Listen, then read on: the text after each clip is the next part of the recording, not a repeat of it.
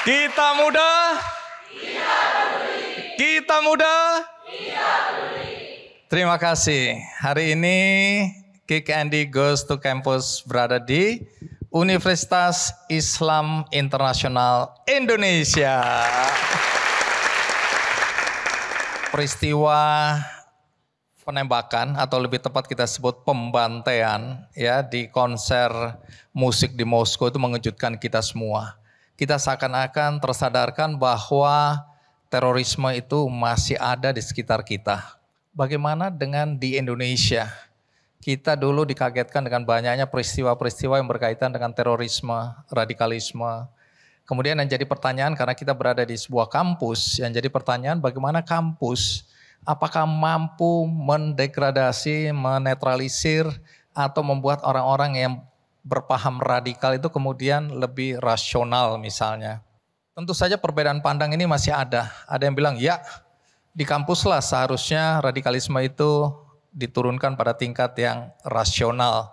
Tapi ada yang bilang justru di kampus lah kemudian radikalisme itu tumbuh dan berkembang.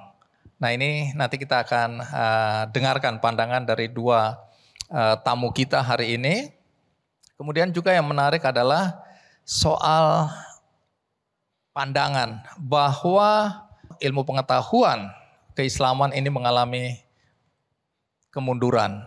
Karena kalau dulu banyak sekali cendekiawan, ya, ilmuwan muslim yang kemudian menghasilkan karya-karya mempengaruhi dunia.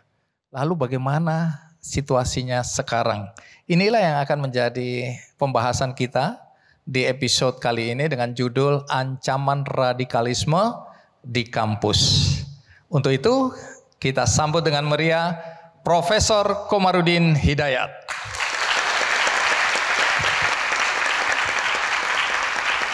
Mas Komar, matur nun ya. Akhirnya saya berada di tempat yang luar biasa ini ya. Silakan duduk dulu.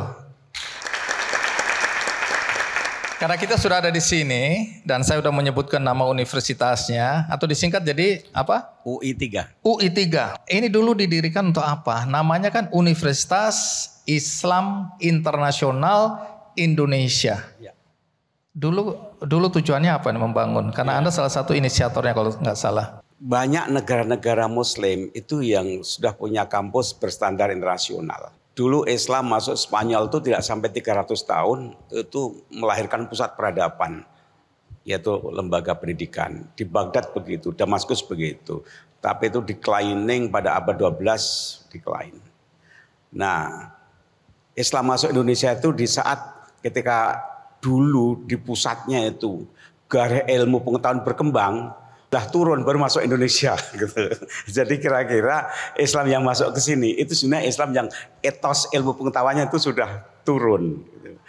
Makanya tidak mengherankan kalau Islam di Indonesia sudah 800 tahun lebih itu belum punya pusat-pusat keilmuan yang standarnya internasional. Padahal itu sebagai satu indikator langit keilmuan itu adalah universitas. Padahal Indonesia itu kaya sekali pengalaman hidup beragama. Banyak alumni-alumni dari kampus papan atas dunia. Tapi kok belum punya. Bahkan Indonesia ini menjadi surga bagi para peneliti asing menulis tentang Indonesia. Makanya atas saran beberapa profesor di barat di Timur Tengah, mestinya kami itu datang belajar ke Indonesia. Masyarakat yang begitu plural, yang damai gitu. Nah makanya kemudian kami terdorong untuk mengusulkan lembaga ini. Jadi ini merupakan corong mengenalkan Islam pada dunia, sekaligus juga sebagai bandara atau hub keluar masuk ilmu pengetahuan, ilmuwan datang ke sini sehingga ke dalam meningkatkan institusi kita. Dan sekaligus agar Indonesia dikenal oleh dunia dan kampus ini diharapkan juga menjadi resource university. Jadi kalau orang ingin sabbatical leave itu tidak usah ke Amerika, ke mana, ke luar negeri. Belajar aja di sini. Mau setengah tahun, 1 tahun kita sediakan. Karena dosen-dosennya, mahasiswanya, suasana internasional itu kita ciptakan di kampus ini. Jelajahi cara baru mendapatkan informasi. Download Metro TV Extend sekarang.